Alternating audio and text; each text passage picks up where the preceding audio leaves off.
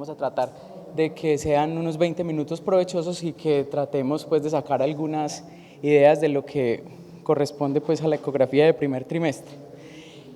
Inicialmente el nombre de la charla que aparecía en el sistema era la ecografía del primer trimestre más allá de la sonolucencia nucal. Y básicamente a lo que se refiere esto es a la valoración anatómica fetal que podemos realizar en el primer trimestre y lo cual vamos a hacer de una manera bastante práctica. Como todos saben, la ecografía de la semana 11 a 14 se ha desarrollado alrededor de la detección temprana de aneuploidías fetales y dentro de estas la trisomía 21, que ha sido pues como su máximo exponente. Muchos marcadores se han explorado hasta llegar a lo que tenemos hoy de un test combinado de aneuploidías que está basado en el ultrasonido, la edad y las hormonas de la mamá. ¿Tienes un señalador? Por favor, gracias. Llegando pues en la actualidad a tener unas tasas de detección tan altas como el 95% con unas tasas de falsos positivos del 3%. Acá está, ok, gracias.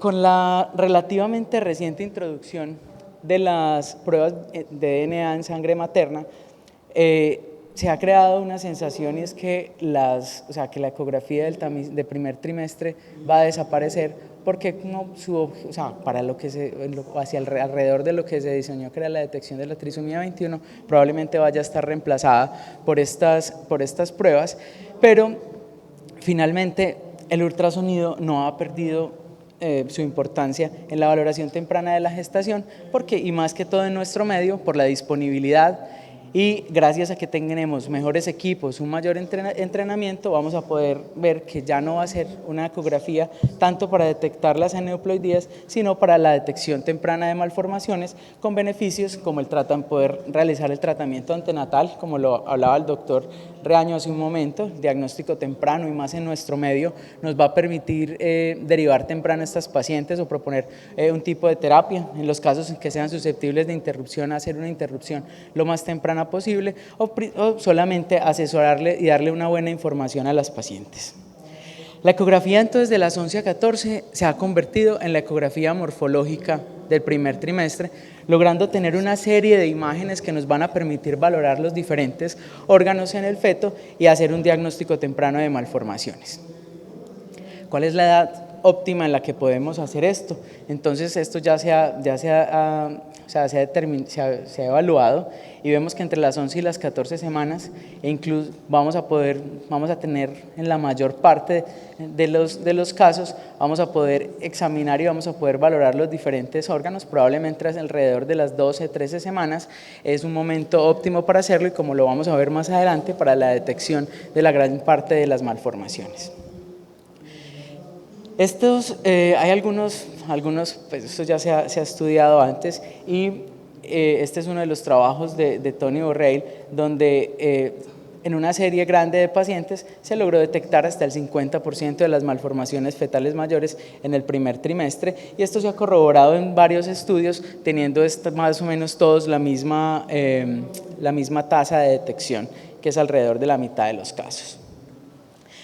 Siendo en el momento, y que era lo que hablábamos hace un momento, el momento ideal para hacer el diagnóstico, este tiempo. Esto habla de las tasas de detección entre las 11 y las 14 semanas, y entonces vemos como un punto ubicado entre las 12 y 13 semanas, porque igual si nos vamos a las 14, pues vamos a tener una mayor tasa de detección, pero ya sabemos que aquí se nos empiezan a perder los pacientes, y entonces probablemente el punto en el que podamos detectar la mayor parte de las malformaciones esté ubicado acá. No todas las malformaciones las vamos a poder detectar porque hay algunas que las vamos a ver en el 100% de los casos, como en los casos de acrania, anencefalia, encefaloceles. Hay algunas que se detectan en grado variable, como el groma quístico, algunas de las cardiopatías, una gastrosquisis, un onfalocele, una loprosencefalia, y hay algunas de las malformaciones que no vamos a poder detectar en el primer trimestre y que ya lo sabemos, como alteraciones en el cuerpo calloso que no lo vamos a evaluar, algunos casos de estrofia vesical, algunos casos de malformaciones adenomatoideas quísticas, la mayoría no van a estar allí, los que tienen que ver con la fosa posterior en cuanto a la hipoplasia del cerebelo principalmente, algunas obstrucciones intestinales y secuestros extraorales van a escapar del diagnóstico en este momento.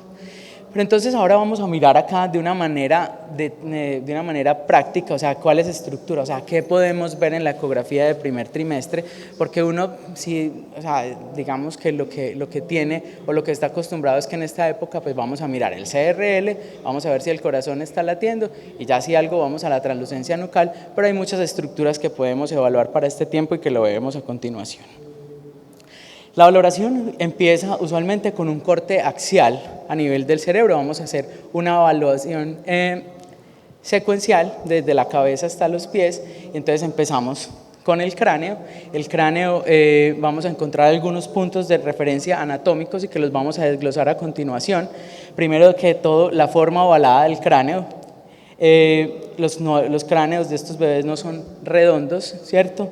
Tienen las suturas que las podemos identificar.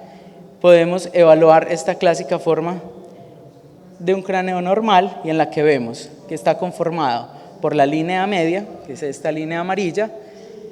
Luego vamos a ver unas estructuras de bordes más o menos regulares y de una ecogenicidad que es simétrica, que corresponde a los plejos coroideos y es esta forma clásica en mariposa que vemos en el primer trimestre.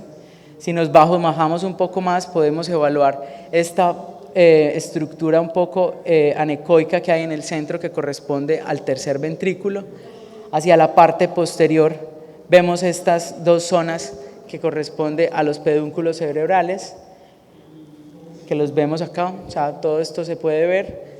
Si nos vamos más hacia la parte anterior, evaluamos estas dos estructuras que corresponden a los tálamos y si nos vamos y nos desplazamos un poco más hacia atrás, vemos esta estructura que desde hace algún tiempo digamos que también cobra bastante importancia, sobre todo para los defectos de tubo neural, que es el acueducto de Silvio y que lo podemos ver aquí un poco más claramente. Entonces, en este barrido que nosotros simplemente, digamos, pasamos y vemos, vemos el cráneo, vemos la forma de mariposa y ya está, pero si vemos con más detalle podemos detectar pues como todas estas estructuras que pueden tener alguna traducción patológica cuando las encontramos de una manera irregular. Ahora bien, cambiémonos un poco de sentido y angulémonos hacia la fosa posterior y entonces acá en esa fosa posterior, en ese corte hacia la fosa posterior vamos a poder identificar una gran cantidad de estructuras. Entonces empecemos con la primera estructura que son los tálamos, ¿cierto? Ya los habíamos visto en el corte anterior pero los podemos evaluar en este. Luego nos vamos hacia atrás y volvemos a ver esa estructura que evaluábamos antes, que es el acueducto de Silvio. Venimos y encontramos esta estructura de acá, que es el tallo cerebral, y en este corte también podemos evaluar varios puntos, o sea, varios marcadores de la fosa posterior, que si bien la vamos a ver más adelante en un corte axial, donde podemos sacarle más rendimiento, acá también podemos ver la piel, podemos ver el hueso occipital y podemos ver el cuarto ventrículo ubicado entre estas dos estructuras que sería plejo coroideo y la parte posterior de la parte anterior de la cisterna magna. Este sería el repaso de este corte. Yo creo que todos alguna vez hemos pasado y hemos visto todas esas estructuras, pero no nos habíamos puesto a verlo detalladamente cómo es. Y si nosotros hacemos una valoración completa, pues vamos a ver casos como este, que es poco probable que se nos pase, que es una acrania que se detecta en el 100% de los casos, o casos como este, que es un encefalocele occipital, que también digamos que la sensibilidad de la ecografía para detectarlo en este momento de la gestación está cercano al 100%, o casos como la holoprosencefalia, que dependiendo de la severidad o dependiendo del tipo de holoprosencefalia vamos a tener tasas de detección que van entre el 50 y el 99%. Otro de los temas es la detección temprana de los defectos del tubo neural, ¿cierto? Este ha sido clásicamente un diagnóstico del segundo trimestre, ¿cierto? En el que veíamos los signos clásicos, los signos frutales de la forma del limón, el signo de la banana o la visualización directa del defecto, pero ya en el primer trimestre, digamos que lo podemos ya diagnosticar haciendo una visualización directa del defecto, lo cual es difícil y lo cual no se logra en muchas oportunidades, o buscando algunos marcadores de la fosa posterior que vienen ya en boga desde hace algunos años y de los cuales se han descrito varios, como la distancia entre el acueducto del Silvio y el hueso occipital, la relación del tallo cerebral con la distancia del tallo cerebral hacia el hueso occipital, la cisterna magna en un corte axial, y pues que lo publicamos, que habla de la cisterna magna en el primer trimestre como una posibilidad para detectar tempranamente defectos del tubo neural. Todos estos marcadores de la fosa posterior tienen en común algo, y es una alteración a nivel de la fosa posterior, tanto la translucencia intracraneal, que fue, digamos, el primer marcador y que después demostramos que no era un marcador tan fiable en el primer trimestre, del acueducto de Silvio, y los marcadores probablemente a nivel intracerebral en este momento que tienen más utilidad son la distancia entre el tallo del tallo cerebral con la distancia entre el tallo cerebral y el hueso occipital, y la cisterna magna como una medida única más fácil de realizar.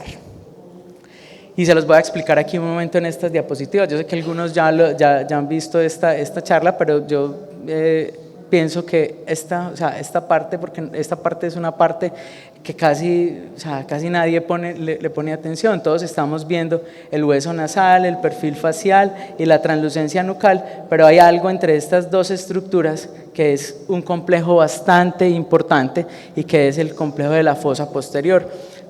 Y como digo, es solo verlo y es adaptar el ojo a ver este defecto, a ver esta estructura y a familiarizarse, y cuando esto está alterado es muy probable que nos llame la atención y digamos, vea, aquí hay algo, incluso sin tener que tomar alguna medida. Entonces vamos a verlo de esta manera. Si le ponemos aquí algo de color para poderlo identificar, aquí tenemos la parte del tallo con la médula, esta estructura en azul que está ubicada entre la parte posterior del tallo y el plejo coroideo del cuarto ventrículo, que es el cuarto ventrículo, luego el otro espacio que está entre ese plejo coroideo y el hueso occipital, que correspondería a la cisterna magna, como una estructura que siempre está afectada en todos los bebés con defectos del tubo neural.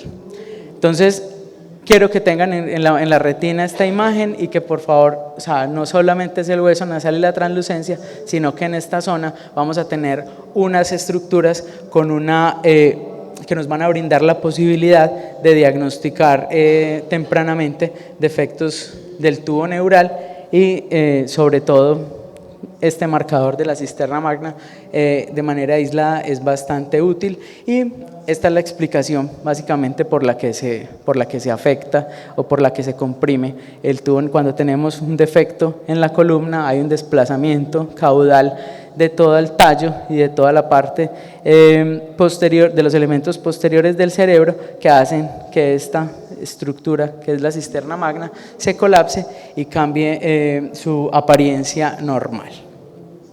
Varios estudios han demostrado en el tiempo que en este momento la cisterna magna es el marcador temprano más sólido de defectos. Pasando del sistema nervioso, entonces vamos a la columna vertebral. En la columna vertebral igualmente la podemos evaluar en cortes axiales y longitudinales, esto siguiendo las recomendaciones del segundo trimestre, pero hay que saber que su ausencia, la ausencia de defecto en este momento de la gestación no va a descartar que lo vamos a encontrar posteriormente en el segundo trimestre. Esta es una imagen de un feto de 13 semanas en la que vemos un defecto en la parte posterior. Y este marcador, encontrar este hallazgo, entonces vamos a poderlo detectar directamente en menos del 30% de los casos. Luego entonces podemos evaluar la forma de la cara, el cuello. En la cara ya podemos evaluar en un plano coronal, evaluar las órbitas, ya podemos ver los cristalinos, podemos ver toda esta parte del triángulo retronasal, los maxilares, y acá pues no se ve muy bien, pero ya podemos incluso evaluar el labio superior, aunque sale de los objetivos de la evaluación en el primer trimestre. Estas imágenes que corresponden a sacos yugulares en un feto seguimos bajando a la parte del tórax, donde vamos a evaluar la forma del tórax, su integridad. Vemos cómo los pulmones son homogéneos, ¿cierto? No hay líquido libre en el tórax y se pueden identificar perfectamente ambos campos pulmonares. Este es un video, es una paciente a las 13 semanas. Obviamente estas imágenes se logran de mejor manera por vía transvaginal. Si seguimos evaluando el tórax, entonces podemos hacer un corte axial del mismo, y en este corte axial podemos identificar varias estructuras. Esta estructura hipoecoica, viendo el pulmón arriba, ¿cierto? Y que nos va a separar este campo pulmonar. Podemos identificar, podemos identificar la cámara gástrica, el lóbulo hepático, con lo cual en este momento ya podemos identificar algunas de las hernias diafragmáticas. Entonces, el otro corte, en este corte lo podemos ver, y ese es el resumen del mismo. Este es un corte multiplanar. Ya estos pues son herramientas que no vamos a utilizar en la ecografía básica, pero que si ven, o sea, si lo observan, podemos ya evaluar toda la estructura diafragmática y ya confirmar patología en este momento. El corazón es el otro órgano importante donde podemos ya valorar y detectar algunas cardiopatías. Esto es una aproximación por vía transabdominal que nos va a permitir evaluar el corazón. Sin embargo, cuando nosotros nos pasamos a la vía transvaginal, vamos a poder obtener unas imágenes mucho mejores y podemos hacer una evaluación básica del corazón en este tiempo. Entonces podemos evaluar el tamaño del corazón. Vemos cómo este corazón ocupa más o menos 1/3 de la caja torácica. Podemos evaluar el eje cardíaco, siguiendo las mismas recomendaciones que en el segundo trimestre. Identificamos los 2 ventrículos y las 2 aurículas, y con el drenaje de las venas pulmonares incluso, que lo vemos acá, ventrículos, septum primum. Aquí están las válvulas, que las vamos a ver en un momento, y vemos como el drenaje venoso, o sea, todo esto es susceptible de verse. Las válvulas auriculoventriculares, que también podemos evaluarlas. Podemos evaluar la salida de la aorta como una estructura también que acompaña muchas de las cardiopatías identificables en este tiempo. Podemos ver también algunos de los arcos vasculares. Esta imagen nos muestra pues con alta resolución, entonces, cómo estamos viendo el tracto de salida de la pulmonar y el arco pulmonar. Podemos ver aquí la parte de la umbilical con el ductus venoso, la aorta. O sea, esta resolución de lo que nos brindan los equipos de ahora nos permite hacer una evaluación e incluso ya buscar algunos marcadores, como son estos, o sea, que es la arteria subclavia derecha, que la vemos que lleva un trayecto por delante de la tráquea y que lo hace pues de una manera adecuada. Esta exploración que nos va a permitir detectar cardiopatías como un canal auriculoventricular que vemos acá, nos podemos identificar ya marcadores como los que hablábamos en estos días como la arteria subclavia derecha con un trayecto aberrante, y hacer parte incluso de hacer ya desde el primer trimestre diagnósticos tan complejos como el de este bebé con un situs ambiguo, en el cual también se acompaña de una cardiopatía compleja, que es un ventrículo derecho de doble salida con una variante Fallot, y este diagnóstico ya lo podemos hacer desde el primer trimestre, un isomerismo izquierdo a las 13 semanas, que fue este caso que tuvimos en nuestra unidad. Ahora vamos a ir de una manera rápida bajando en el cuerpo. Entonces podemos valorar el abdomen. En el abdomen tenemos el estómago, ¿cierto? La cámara gástrica, podemos ver la vena umbilical. Si bajamos un poco más, podemos ver la entrada del cordón en el abdomen, permitiendo descartar patologías de la pared abdominal o patología o defectos corporales.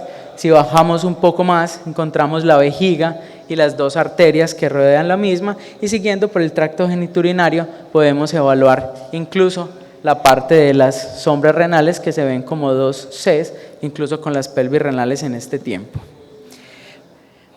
Ya tenemos también la posibilidad con el tubérculo genital de determinar o sea, no lo determinamos, pero sí podemos aproximarnos un poco al diagnóstico del sexo en este momento, y que esto ya fue estudiado encontrando pues unas tasas muy buenas en casos de sexos femeninos del 97% y del 99% en el sexo masculino, viendo el ángulo que forma el tubérculo genital con la espalda, en niñas cuando el ángulo es por debajo de 30 grados y en niños cuando el ángulo es por encima de Podemos evaluar también las extremidades, me voy a demorar 2 minutitos más, donde podemos ver ya las manos, muslo, pierna y pie para evaluar y podemos detectar casos de pie equinovaro en estas edades gestacionales tempranas que nos van a permitir evaluar mucho más en este bebé.